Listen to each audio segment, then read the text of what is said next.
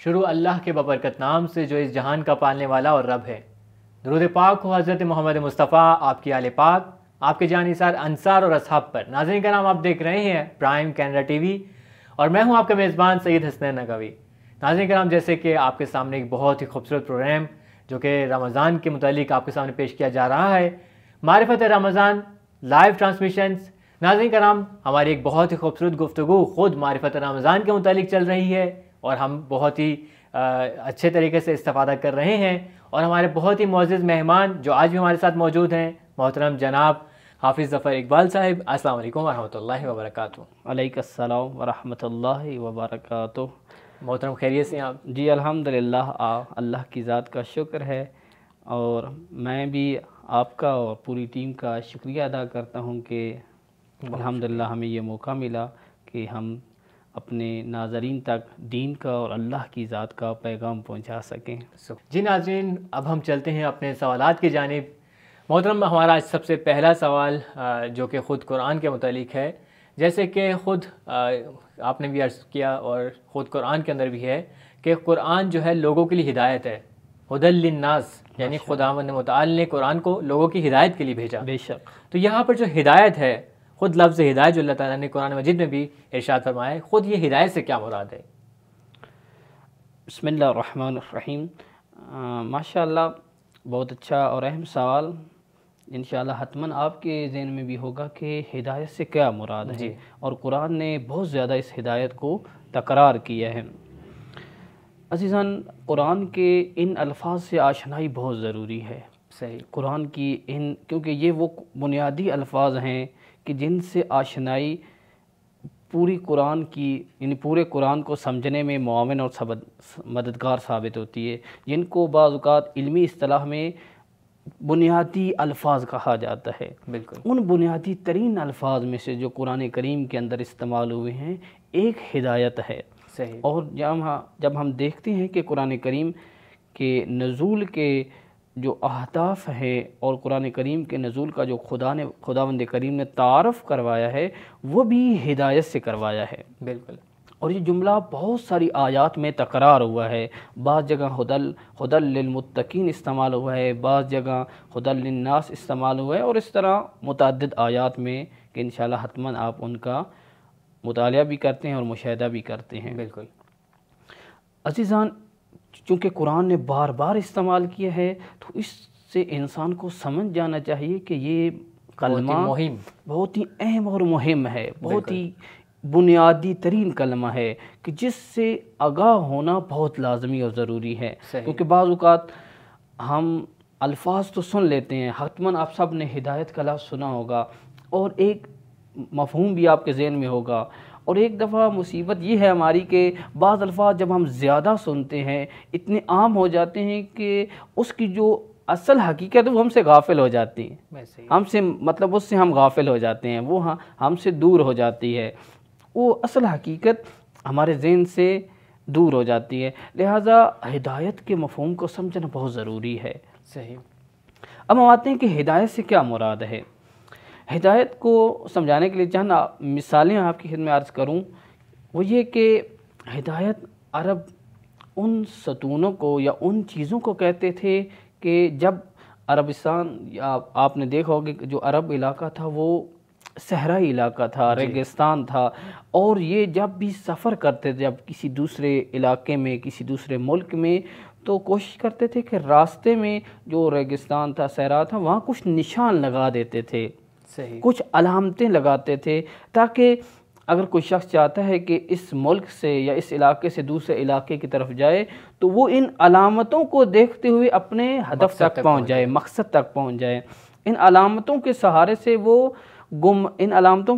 مقصد تک پہنچ جائے، اور ان علامتوں کی وجہ سے، ان علامتوں کو اگر وہ نہیں چھوڑے گا تو مقصد تک پہنچے گا، اگر ان علامتوں کو چھوڑ دیا، ان کی پرواہ نہ کی، تو وہ کیا ہے، گمراہ ہو جائے گا۔ گمراہ کسے کہتے ہیں؟ یعنی وہ جو راستے سے ہٹ گیا ہو، جو اصل راستہ ہے، جو اصل راستہ ہے، جو صراط مستقیم ہے، جو انسان کو اس کے ہدف تک لے جاتا ہے، اس سے جو ہٹ جاتا ہے وہ گمراہ ہوتا ہے۔ کب انسان گمراہ ہوتا ہے؟ جب انسان ہدایت پہ عمل نہیں کرتا۔ ہدایت یعنی وہ نشانیاں، وہ علامتیں جو انسان کو صراط مستقیم پہ رکھتی ہیں، جو اصل ہدف کی طرف لے جاتی ہیں، جو ہدف کی طرف لے جاتی ہیں۔ آج کی ایک مثال عرض کروں آپ کے سامنے، تو حتماً آپ نے کسی شہر میں جانا ہو، جو اس شہر میں کہ جہاں آپ پہلی دفعہ جا رہے ہوں، تو کہاں سے آپ کوشش کرتے ہیں اس شہر کا پوچھتے ہیں، آپ دیکھتے ہیں کہ بہت سے سڑکوں کے اوپر کیا ہے، بہت سے جگہوں پہ کیا لگے ہوتے ہیں، نشان لگے ہوتے ہیں، بورڈ لگے ہوتے ہیں، سائن بورڈ لگائے جاتے ہیں، اوپر لکھا ہوتا ہے کہ اگر آپ نے مطلب فلاں شہر میں جانا ہے تو یہاں سے جائیں، فلاں شہر میں جانا ہے تو یہاں سے جائیں، یہ جو سڑک ہے یہ فلاں شہر کی طرف جا رہی ہے، یہ روڈ جو ہے یہ فلاں شہر کی طرف جا رہا ہے۔ تو یعنی ان علامتوں سے، ان نشانات سے آپ اپنے راستے کی طرف جاتے ہیں، راستے سے بھٹکتے نہیں ہیں، گمراہ نہیں ہوتے۔ صحیح۔ اللہ نے جو کہ انسان کا مالک اور خالق ہے، جو انسان پہ بہت زیادہ لطف و کرم کرنے والی ذات ہے، اس نے بھی اپنے بندوں کا جو مقصد اور ہدف ہے وہ اپنی ذات قرار دیا ہے۔ صحیح۔ کیوں؟ اس لیے کہ اللہ کی ذات تک جو انسان پہنچتا ہے، جو اللہ کی ذات کی طرف انسان سفر کرتا ہے، وہ باکمال ہو جاتا ہے۔ صحیح۔ وہ حقیقت میں ہی انسان قیمتی انسان ہے جو اللہ کی طرف سفر کرتا ہے۔ اس لیے کہ تمام کمالات کی مالک اور خالق جو ذات ہے وہ اللہ کی ذات ہے، اور انسان جس قدر اللہ کی ذات کے قریب ہوتا جاتا ہے، انسان باکمالات باکمال ہوتا جاتا ہے۔ کیوں انبیاء اور ان کے خدا کے اولیاء کو اس قدر فضیلت دی گئی؟ اس لیے کہ وہ اللہ کی ذات کے قریب تھے، اللہ کی ذات کے کمالات اور جمالات کے مظہر تھے، اس لیے وہ اللہ کی ذات کے قریب ہونے کی وجہ سے بافضیلت تھے۔ سبحان اللہ۔ لہٰذا ہدایت یعنی وہ نشانات، وہ علامتیں جو انسان کو راستے سے بھٹکنے نہ دیں۔ لہٰذا قرآن بھی کیا ہے؟ ہدایت ہے۔ یہاں پر کون سی نشانیاں جو اللہ تعالیٰ نے ہمارے لیے قرآن مجید میں ہمارے لیے یعنی ہدایت کے لیے ہمارے دیکھیں پورا قرآن اللہ کی طرف سے ہدایت ہے۔ صحیح۔ قرآن کی ایک ایک آیت ہمارے لیے ہدایت ہے، یعنی ہمارے لیے راہ معین کر رہی ہے کہ تم نے اپنی انفرادی زندگی کیسے بسر کرنی ہے، تم نے اپنی اجتماعی زندگی کیسے بسر کرنی ہے، تمہارے انفرادی زندگی میں کیا وظائف اور حقوق ہیں، اجتماعی زندگی میں کیا وظائف اور حقوق ہیں، صحیح، اپنی ذات کی نسبت کون سے حقوق اور فرائض ہیں، دوسروں کی نسبت کون سے حقوق اور فرائض ہیں، اللہ کی ذات کی نسبت کون سے حقوق اور فرائض ہیں، اس جہان اور کائنات کی نسبت تمہارے کون سے حقوق اور فرائض ہیں، ان سب چیزوں کا جو راہ اور رہنما ہے وہ قرآن مجید میں موجود ہے۔ یعنی صرف احکام کے اوپر عمل کرنا ہدایت نہیں ہے۔ نہیں، دیکھیں عزیزان، انسان کی پوری زندگی ہدایت کی محتاج ہے، صحیح، انسان کا قدم قدم ہدایت کا محتاج ہے، اور دین ایسے ہی ہے۔ اور واقعی دشمن نے آج یہ ہمارے ساتھ انسانیت کے ساتھ بہت بڑا ظلم کیا ہے کہ دین کو بہت ہی محدود کر دیا ہے، حالانکہ دین انسان کی ایک ایک قدم کے لیے ہے، ایک ایک قدم کے لیے ہے کہ آپ نے یہ قدم کیسے رکھنا ہے، کہ ایک ایک قدم اگر یہ قدم رکھو گے آیا ہدایت پہ ہو، راہ مستقیم صراط مستقیم پہ ہو یا گمراہی پہ ہو، دین نے ہمیں یہ واضح کر دیا ہے، اور ہمارا فریضہ ہے کہ ہم دین کو اس نگاہ سے دیکھیں اور پڑھیں اور سمجھیں۔ یعنی آپ کے مطابق خود جو احکام ہیں وہ خود ریڈ لائنز ہیں، یعنی اگر ان احکام سے کوئی انسان نکل جائے گا وہ دین سے خارج ہو جائے گا۔ دین سے بے شک ایسی بات ہے کہ دین ایسی جو احکام ہیں وہ سرحدیں ہیں، اس کے اندر بہت سارا نظام اور سسٹم موجود ہے۔ دین ایک ایسی چیز نہیں ہے کہ فقط چند احکام پہ عمل کر لیں تو انسان سمجھے کہ میں تو دیندار ہوں، نہیں، بلکہ دین انسان کی انفرادی، خانوادگی اور اجتماعی زندگی کے ہر ایک مسئلے کے اندر دخیل ہے۔ اگر میں دیکھتا ہوں کہ میں فقط انفرادی زندگی میں مسلمان ہوں، اپنے واجبات ادا کرتا ہوں، نماز پڑھتا ہوں، اگر میرے پہ حج واجب ہے تو میں حج ادا کر لیتا ہوں، لیکن میری خانوادگی زندگی میں، میرے گھر میں اگر دین نہ ہو، میری اجتماعی زندگی میں میری سیاست دینی سیاست نہ ہو، میرا اقتصاد دینی اقتصاد نہ ہو، میری تعلیم و تربیت کا نظام دینی تعلیم و تربیت کے اور اللہ کے احکام کے مطابق نہ ہو، تو گویا میری وہ ساری زندگی دین سے ہٹ کے ہے۔ صحیح۔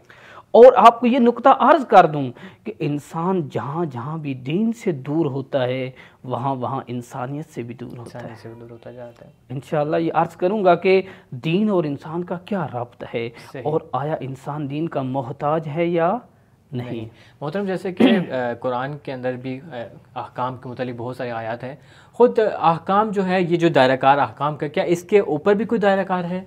جی بالکل، بعض علماء نے بہت ہی خوبصورت ایک تعبیریں استعمال کی ہیں، وہ یہ کہ احکام جو ہیں یہ سرحدیں ہیں، صحیح، یعنی سرحد جو اس سرحد سے نکل جاتا ہے گویا وہ پھر دین سے خارج ہے۔ محترم ہم اپنی گفتگو کو جاری رکھیں گے، ناظرین کرام چلتے ہیں وقفے کی جانب، وقفے کے بعد ہم اپنی گفتگو کو جاری رکھیں گے، ہمارے ساتھ رہیے گا۔ شهر رمضان الذي أنزل فيه القرآن۔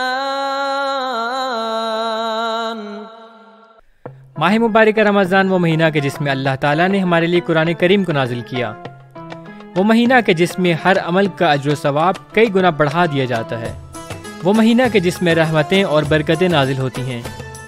اسی ماہ مبارک رمضان کی مناسبت سے پرائم کینیڈا ٹی وی آپ کے لیے پیش کر رہا ہے رمضان لائیو ٹرانسمیشنز، جس میں ہم استفادہ کریں گے مختلف اسلامک اسکالر سے۔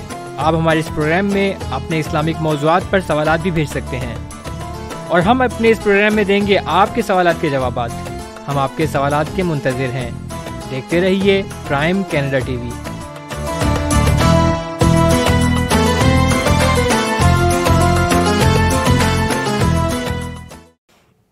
ناظرین کرام وقفے کے بعد ایک بار پھر خوش آمدید ہے، جیسے کہ ہماری بہت ہی خوبصورت گفتگو جاری ہے۔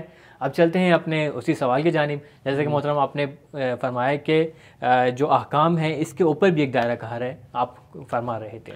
بے شک آپ کی خدمت میں عرض کر رہا تھا کہ دین فقط احکام کی حد تک محدود نہیں ہے، دین کے اندر تین چیزیں ہیں۔ صحیح، اول احکام یعنی سرحدیں ہیں، اس سرحدوں سے جو خارج ہوتا ہے وہ گویا پھر دین سے ہی خارج ہے۔ لیکن یہ کہ اب دین کے اندر پھر احکام کے بعد اخلاق ہیں، آداب ہیں، اللہ جو زندگی کے لیے ضروری ہیں، جو زندگی کے اندر حسن پیدا کرتے ہیں، صحیح، ان کا خیال رکھنا بھی ضروری ہے۔ اور اس کے بعد جو ہے وہ اسرار ہیں ہر چیز کا، دین کے جتنے بھی احکام ہیں ان کے پیچھے ایک راز ہے، ایک سر ہے، اور جو شخص جو ان سر تک پہنچ جاتا ہے وہ شخص باکمال شخصیت بن جاتی ہے۔ اور یہاں پہ ماہ رمضان ایک بہترین فرصت ہے ان رازوں تک پہنچنے کے لیے، کیونکہ انسان جس قدر پاکیزہ ہوتا جاتا ہے، جس قدر انسان دنیا کی لذتوں سے نجات پاتا ہے، اس قدر انسان ان سر اور راز کی طرف حرکت کرتا ہے، اور انسان خود درک کرتا ہے، سمجھتا ہے، اور وہ لذت حاصل کرتا ہے جو دنیا کی کس چیز میں موجود نہیں ہے۔ لہٰذا یہاں ہم تین طرح فقہ کی یعنی تقسیم کر سکتے ہیں، فقہ اصغر یعنی چھوٹی فقہ اوسط یعنی آداب، فقہ اکبر یعنی راز اسرار۔ صحیح، لہٰذا انسان کو یہی کوشش کرنی چاہیے کہ فقط فقہ اصغر تک محدود نہ رہے، پہلی سیڑھی تک محدود نہ رہے، بلکہ آداب تک چاہے دین کے آداب کو بھی سمجھے۔ ہر چیز کے آداب موجود ہیں، ہر چیز کے آداب موجود ہیں، فقط ہم چند آداب تک بھی محدود نہ رہیں کہ سونے کے چند آداب کا رعایت کر لیں یا کھانے کے چند آداب کی رعایت کر لیں، یا مطلب چند چیزیں نہیں، بلکہ انسان کی انفرادی زندگی کے بھی آداب ہیں، انسان کی گھریلو زندگی کے بھی آداب ہیں، اور انسان کی اجتماعی زندگی کے بھی آداب ہیں۔ محترم جیسے کہ آپ نے بہت ہی خوبصورت گفتگو فرمائی، کیا آپ کے پاس کوئی مثال ہے جو ہم اپنے ناظرین کے سامنے پیش کر سکیں کہ جو احکام کے اندر کیا واجب ہے، خود آداب کے اندر، اور پھر اس کے اسرار کا کیا مرحلہ ہوگا؟ بے شک جی، دیکھیں کہ ہر چیز کے اندر یہ سب مراحل موجود ہیں۔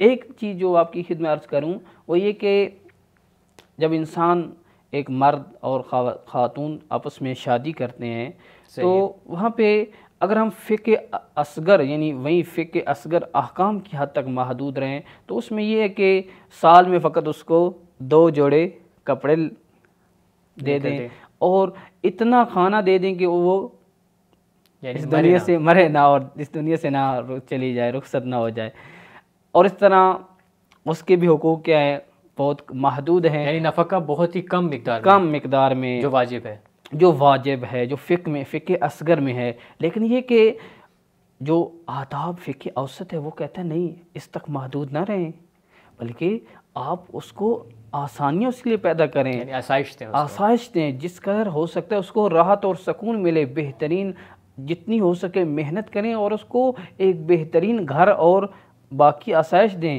اور اس سے بڑھ کے آگے جو راز کی بات آتی ہے، فقہ اکبر آتا ہے، وہ یہ کہ اس زواج کی اصل فلسفہ کیا ہے، شادی کیوں کی ہم نے، اصل ہدف تک ہدف کیا ہے۔ اور قرآن فرماتا ہے لِيَسْكُنُوا إِلَيْهَا، تاکہ تمہیں آپس میں سکون ملے۔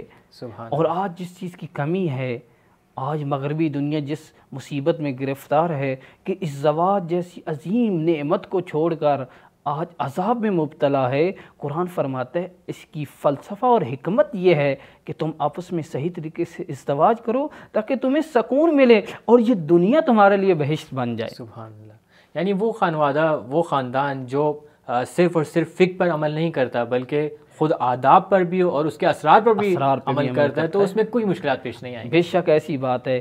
اور ہمارے لیے رسول اللہ کی زندگی اور اہل بیت کی زندگی یہ نمونہ ہے کہ ان کی زندگی میں یہی چیزیں تھیں، انہوں نے فقط فقہ اصغر پہ عمل نہیں کیا بلکہ آداب کا بھی خیال رکھا اور اسرار تک گئے، اور ہمارے لیے اس وجہ سے اسوہ ہیں اور ہمیں ان کو اسوہ بنانا ہے۔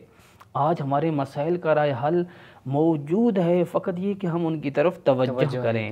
مصیبت یہ ہے کہ ہماری توجہ ان کی طرف نہیں ہوتی بلکہ وہاں سے علاج کرواتے ہیں جو خود ہی مریض ہیں۔ آپ نے جیسے پہلے فرمایا کہ ہم خود قرآن کو مخاطب نہیں سمجھتے، اگر ہم خود قرآن کو مخاطب سمجھے تو ہم ہدایت پا سکتے ہیں۔ بے شک ایسی ہی بات ہے کہ یہ نقطہ سب سے مہم ہے، کیونکہ جب تک ہم قرآن کو مخاطب ہی نہیں سمجھیں گے، ہم کہیں گے یہ قرآن کی آیات تو کسی اور کے لیے ہیں، ہم تو فقط ثواب کے لیے پڑھ رہے ہیں، تو ثواب تو شاید ہمیں ملے گا لیکن ہدایت نہیں ملے گی۔ ہدایت اس وقت ملے گی جب ہم قرآن کو ہم اپنے آپ کو قرآن کا مخاطب قرار دیں گے۔ جب قرآن کہتا ہے یا ایھا الذین آمنوا، تو میں کہوں میں تو اہل ایمان ہوں، میں جو دعوی ایمان کرتا ہوں، میں جو اپنے آپ کو مسلمان اور مومن کہتا ہوں، قرآن مجھ سے کہہ رہا ہے یا ایھا الذین آمنوا کتب علیکم الصیام، تم پہ روزے فرض کیے گئے ہیں۔ یہ کون شخص روزہ دار ہو سکتا ہے جو اپنے آپ کو قرآن کا مخاطب سمجھے؟ لیکن میں سمجھوں کہ قرآن تو 1400 سال پہلے والے مسلمانوں سے مخاطب ہے، ان اہل ایمان سے مخاطب ہے، اور میں تو فقط یہاں ثواب کے لیے پڑھ رہا ہوں، تو پھر انسان وہ حقیقت کو درک نہیں کرتا اور پھر انسان مختلف بہانوں سے روزے کو ترک کر دیتا ہے۔ قرآن کو پڑھیں، اس نیت سے پڑھیں کہ قرآن مجھ سے بات کر رہا ہے۔ اور بہت ہی خوبصورت فرمان عرض کرتا چلوں حضرت امیر المومنین علی ابن ابی طالب علیہ السلام کا، کہ وہ فرماتے ہیں کہ جب میں چاہتا ہوں کہ اللہ سے گفتگو کروں، اللہ سے باتیں کروں، تو میں جا کے نماز پڑھتا ہوں۔ اللہ اکبر۔ اور جب میں یہ چاہتا ہوں کہ اللہ مجھ سے باتیں کرے تو میں قرآن پڑھتا ہوں۔ سبحان اللہ، سبحان اللہ۔ دیکھیں انسان کی بامعرفت ہستیاں ایسی ہوتی ہیں کہ جب چاہتے ہیں کہ اللہ مجھ سے باتیں کرے، کہ اللہ مجھ سے باتیں کرے، تو قرآن جیسی عظیم کتاب موجود ہے، اور جب میں چاہتا ہوں کہ اللہ سے گفتگو کروں تو نماز پڑھتا ہوں۔ سبحان اللہ، سبحان اللہ۔ یہ ایسی بامعرفت ہستیاں ہمارے لیے اسوہ ہیں کہ جن کی تأسی کرنا، جن کو اسوہ بنانا ہماری زندگی کے اندر ایک بہت ہی خوبصورتی اور حسن پیدا کر سکتا ہے، صحیح، اور ہماری زندگی ایک ہدایت سے مالامال زندگی ہو سکتی ہے۔ جی بہت شکریہ محترم۔ سلام۔ جیسے کہ ناظرین آپ نے بہت ہی خوبصورت گفتگو کو سماعت فرمایا، اور محترم نے بہت ہی خوبصورت اور تمثیل کی زبان سے ہمارے لیے ہدایت کے مفہوم کو واضح فرمایا۔ ناظرین کرام چھوٹا سا وقفہ لیتے ہیں، وقفے کے بعد آپ کی خدمت میں دوبارہ حاضر ہوتے ہیں، ہمارے ساتھ رہیے گا۔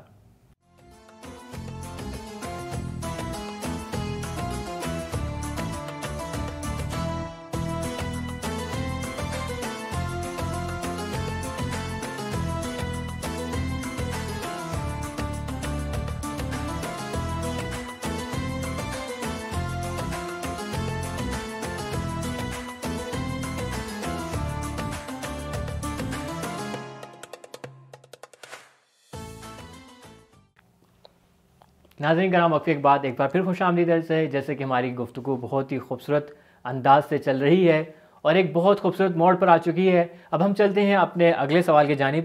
جی محترم، جیسے کہ آپ نے عرض فرمایا کہ قرآن ہمارے لیے ہدایت ہے اور انسانوں کی ہدایت کے لیے اللہ تعالیٰ نے اس ہدایت کی کتاب کو بھیجا. بے شک. لیکن آج کا جو معاشرہ ہے، آج کا جو دور چل رہا ہے، دنیا ایک گلوبل ولیج بن چکی ہے. بے شک. جو آج ٹیکنالوجی کا دور ہے، دنیا اس حد تک ترقی کر چکی ہے کہ لوگ مریخ تک جا پہنچے ہیں. بے شک. اور آج کا جو معاشرہ ہے وہ آرٹیفیشل انٹیلیجنس کی طرف جا چکا ہے کہ بہت ساری چیزیں ہمارے لیے بہت آسان ہو چکی. کیا آج کے دور کے اندر کا جو انسان ہے، کیا اس کو بھی ہدایت کی ضرورت ہے؟ بہت ہی بنیادی سوال ہے، اور بعض اوقات دشمنوں کی طرف سے، جو دشمنان دین ہیں، ان کی طرف سے ایک شبہ کے طور پہ بھی ہماری نوجوان نسل کے سامنے یہ چیز پیش کی جاتی ہے، خصوصاً جو ہمارے عزیزان نوجوان برادران یونیورسٹیوں میں موجود ہیں. ان کے ذہن میں یہ چیز بہت زیادہ آج پھیل رہی ہے، اور جس سے آگاہ ہونا ان کے لیے ضروری اور لازمی ہے. صحیح. دیکھیں عزیزان، دین ایک ایسی حقیقت ہے جو انسان کی ضرورت ہے. بالکل. جو انسان کی ضرورت ہے. صحیح. جب تک انسان ہے اس کے لیے دین لازمی اور ضروری چیز ہے، اس کے لیے ہدایت لازمی اور ضروری چیز ہے. اگر کوئی شخص یہ کہے کہ آج تو مطلب انسان نے ترقی کر لی ہے، تو ہم اس کو یوں جواب دیں گے کہ آج انسان نے ترقی نہیں کی، انسان کے ماحول نے ترقی کی ہے. آپ خود غور کریں، چند سال پہلے یا 10 سال پہلے، 20 سال پہلے آپ کے ارد گرد کتنی خوبصورت انسانیت تھی. یعنی اس وقت انسانیت آج کی طرح جس قدر آج ظلم و ستم ہو رہا ہے، اس طرح ظلم و ستم نہیں تھا. اس وقت لوگوں کی نظروں میں حیا زیادہ تھا، مطلب، اور اس طرح باقی جو انسانی اقدار تھی وہ آج سے بہتر تھی، زیادہ تھی. اگرچہ مثلا انسانی جو ماحول ہے اس میں نقائص تھے، کمی کاسیاں تھیں، مشکلات تھیں، اتنی سہولتیں نہیں تھیں، لیکن انسانیت تھی. آج تو آپ یوں کہیں کہ آج انسانیت کی تنزلی کا زمانہ ہے. صرف وسائل نے ترقی کی. صرف وسائل نے ترقی کی. ہمارے ارد گرد جو مطلب یہ چیزیں نہیں ہوتی تھی، آج ساری چیزیں موجود ہیں. یعنی پرانے زمانے میں لوگ اون پر سفر کرتے تھے، آج BMW پہ سفر کر رہے ہیں. جی ایسے ہی ہے، لیکن یہ کہ اصل انسانیت مہم ہے. صحیح. ہم بالکل دین اس چیز کا مخالف نہیں کہ وسائل انسان کے پاس بہتر ہو. دین تو کہتا ہے کہ وسائل بہتر ہوں، ترقی کرے. دین ایسا، ہمارا اسلام ایسا دین ہے کہ جو اس چیز کی تشویق کرتا ہے. صحیح. اس چیز کو سراہتا ہے، لیکن اس چیز کے ساتھ ساتھ خود انسانیت بھی متوجہ رہے. بالکل. کہ انسان بھی اپنے آپ کو ترقی دے، انسان بھی اپنے آپ کو معراج پہ لے جائے، اپنی انسانیت کو بھی ترقی دے. اس لیے کہ عزیزان، آپ کی خدمت میں عرض کروں کہ انسان کے لیے جو سب سے بنیادی ترین سرمایہ ہے وہ ہدایت ہے. سبحان اللہ. اور یہ نقطہ بہت اہم ہے. یہاں ایک بہت چونکہ تفصیلی گفتگو ہے کہ انسان کیوں ہدایت کا محتاج ہے. اگر وقت ہوا تو تفصیلاً ایک مکمل پروگرام میں ہم اس کو بحث کریں گے کہ انسان کیوں ہدایت کا محتاج ہے، یا انسان اور دین کا آپس میں کیا تعلق ہے. صحیح. آیا انسان جو گزشتہ زمانے میں انسان تھے، 1400 سال پہلے لوگ تھے، آیا ان کے لیے دین ضروری تھا، یا آج کے لوگوں کے لیے بھی دین ضروری ہے؟ صحیح. یہ بہت اہم سوال ہے اور بہت قیمتی سوال ہے، اور آج کی نوجوان نسل کے لیے ایک گویا سمجھیں کہ حیاتی ترین سوال ہے، اور اس کا جواب دینا ہم سب پہ فریضہ ہے. جو سمجھتے ہیں، جو جانتے ہیں، حتماً وہ نوجوان نسل تک پہنچائیں، اور حتماً وہ لوگ جو شبہات کا شکار ہو چکے ہیں ان کو بھی جا کے بتائیں کہ دین اور انسان میں کیا رابطہ ہے. صحیح. اور دین اور ہدایت میں، انسان اور ہدایت میں کیا تعلق ہے، اور آیا یہ گزشتہ زمانے کے لیے تھا یا آج کے زمانے کے لیے ہے.